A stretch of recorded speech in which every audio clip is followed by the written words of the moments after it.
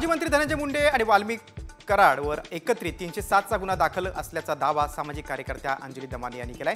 अंजली दमानिया दाखल गुन्ह्याची कागदपत्र आता त्यांनी समोर आणलेली आहेत। धारूर पोलीस स्टेशनमध्ये दोघांवर कलम 353 प्रमाणे गंभीर गुन्हा दाखल आहे।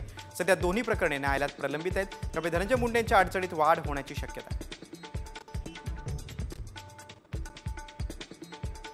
त्यांच्यावर गुन्हा झाला, पण आपल्या महान पोलिसांनी काय चौकशी केली माहित नाही। आत्ताच्या कटकेला ही केस डिस्पोज दाखवते, त्यांना ॲक्विटेड दाखवलं जात आहे। याची पूर्ण माहिती मी घेणार आहे आणि ही केस पुन्हा रिओपन करा।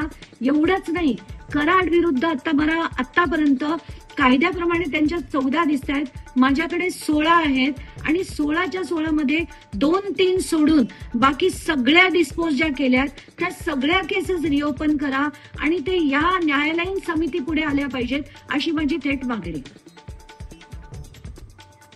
भाजपचे आमदार सुरेश धस यांनी मुंडेंवर केलेल्या आरोपांना आता अजय मुंडेने उत्तर दिलंय। सुरेश धस हे सनसनाटी पसरवण्यासाठी आरोप करतायत, मात्र मुंडे कुटुंबात कोणतेही कलह नाहीत असं उत्तर अजय मुंडेने दिलंय। धनंजय मुंडे हे कराडच्या आहारी गेले, त्यामुळे मुंडेंची आई 1.5 वर्षापासून नाथरा गावात राहायला गेला असा दावा धस यांनी केला होता।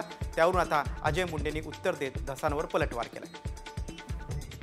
आदरणीय धनंजयजी मुंडे साहेब यांच्या मातोश्री म्हणजेच आमच्या काकू यांच्याबद्दल जे सुरेश धस यांनी सांगितलं की त्या परळीचा घर सोडून गावाकडच्या आमच्या नाथऱ्याच्या घरी राहायला गेलेले आहेत आणि त्यानंतर त्या परळीला आल्या नाहीत, अशा प्रकारचं त्यांनी ह्याच्यातून एक आरोप केला।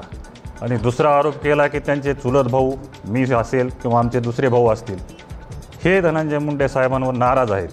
ह्या सगळ्या गोष्टी बिनबुडाच्या निराधार आहेत। खरं तर कुठल्याही या गोष्टीला आधार नाही।